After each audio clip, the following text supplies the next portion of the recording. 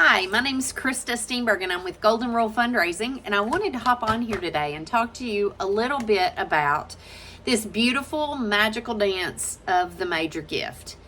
It happens when the right person asks the right person for the right amount for the right project at the right time. And that's a lot of parts there that have to happen for this to happen. But if you're asking someone for more than, say, $50,000 or $100,000, these things are all important, because this is a stop and think gift that we're talking about today. So first of all, let's start with the right person asking.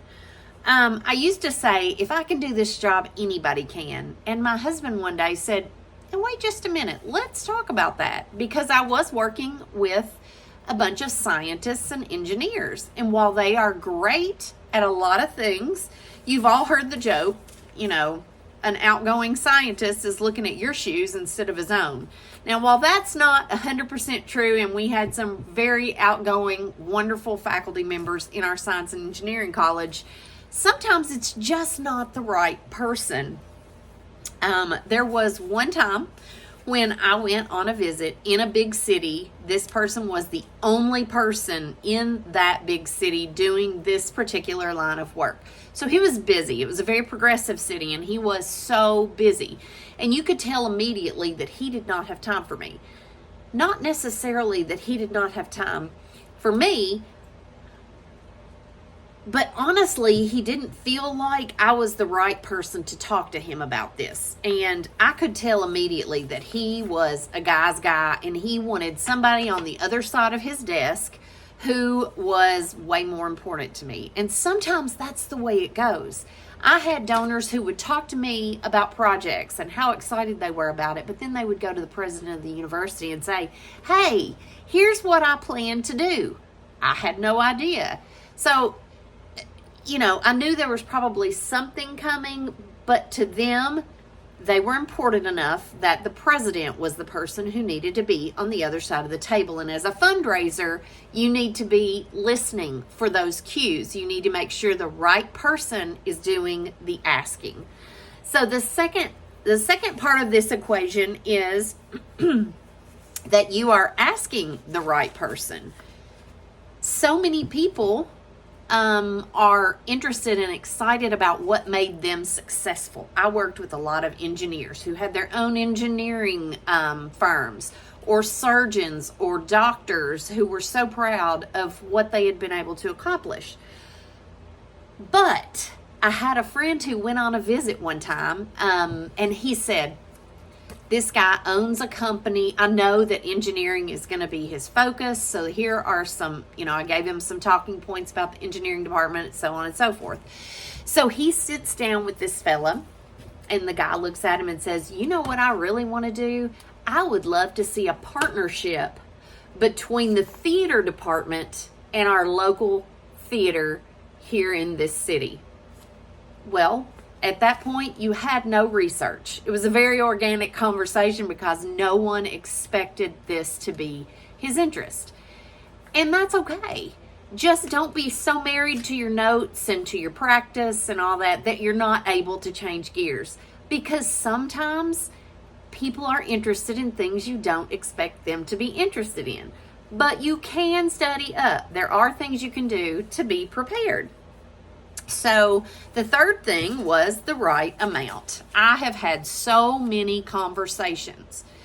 I would love to see your family be the lead gift in this project because I know how important it is to you. Well, they were either offended because it wasn't a high enough amount, or they can quite possibly be embarrassed that they can't give at the level that you have asked for. So make sure you do your research. There are screening programs, there are wealth programs that you can look at and spend time with. But obviously those things cost money. Google is on everybody's computer and phone. Google that person. See what kinds of things they do, which political party they support, whether they go to political events, what kinds of trips their families take. Typically if someone owns a private jet, they've probably taken a picture of it and put it on social media, or a boat, a big boat, a yacht. You just never know what you're going to find when you Google someone, and it can help you know at what level they are more capable of giving.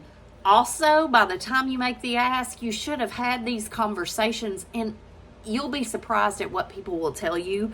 You should be able to have a pretty good idea where they stand before you ever make the ask. So the right amount is very, very, very important. Do your homework there.